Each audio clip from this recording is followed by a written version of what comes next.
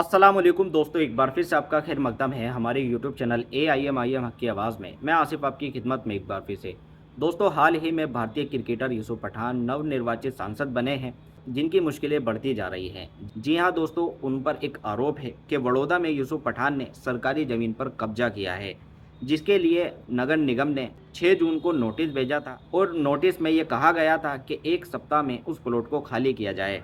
अब इस मामले में यूसुफ पठान हाईकोर्ट पहुंच गए हैं और हाईकोर्ट में कहा है कि उनको जानबूझकर परेशान किया जा रहा है। जिस जमीन को कब्जाने का उन पर आरोप है, वो जमीन यूसुफ पठान ने 2012 में खरीदी थी और ये जमीन हालांकि बताया जाता है कि नगर निगम के अंडर में आती थी, लेकिन इसके बाद इस जमीन को राज्य सरकार को अलग से कोई प्रस्ताव भेजा गया, जिसके बाद राज्य सरकार ने उसको अवैध कब्जा करार दिया गया। इसके साथ ही यूसुफ पठान ने हाईकोर्ट का दरवाजा खटखटाया है और हाईकोर्ट में बीजेपी सरकार पर यानी गुजरात सरकार पर बड़े-बड़े आरोप लगाए हैं। यूसुफ पठान का आरोप है कि उन्होंने जो 2012 में ज़मीन खरीदी थी, वो नगर निगम से खरीदी थी, लेकिन 2014 में कोई विशेष प्रस्ताव लाया गया और इसको राज्य सरकार में भेजा गया, जहां पर राज्य सरकार ने इसको खारिज कर दिया गया।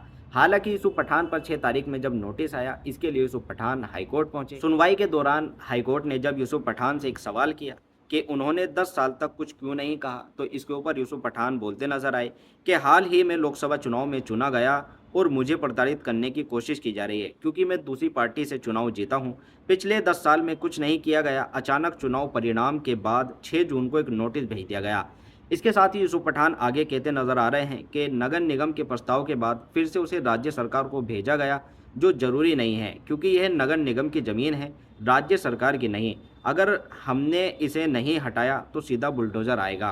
तो हाईकोर्ट की सुनवाई के बाद इस मामले पर चर्चा शुरू होने लगी, क्योंकि हाल ही में जब यूसुफ पठान दूसरी पार्टी यानी तृणमूल कांग्रेस से सांसद चुने गए हैं और इन दिनों आप देख रहे हैं कि किस तरह बीजेपी बिल्कुल बॉर्डर पे है, यानी बीजेपी ने 240 सीटें जीती हैं और इसके बाद बीजेपी को अपनी सरकार बनाने के लिए सांसद चाहिए।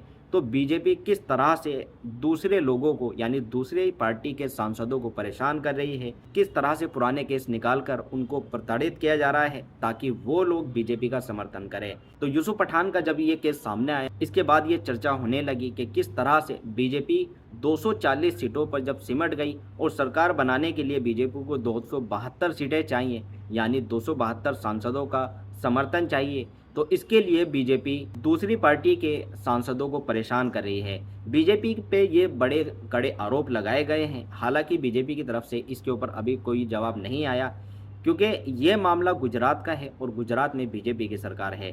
तो इस वजह से बीजेपी पर ये आरोप है कि बीजेपी ने यूसुफ पठान के ऊपर जो ये कार्रवाई की है, उसकी वजह सिर्फ यही है।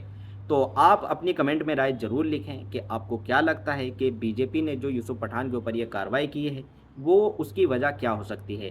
तो कमेंट में आप अपनी राय ज़रूर लिखें और इस मामले के ऊपर अब आप क्या सोचते हैं, कमेंट में ज़रूर बताना। मिलता है आपसे अगली वीडियो में, तब तक के लिए दुआओं में याद रखें, अपना खूब सारा ख्याल रखें। अस्सलाम वालेकुम।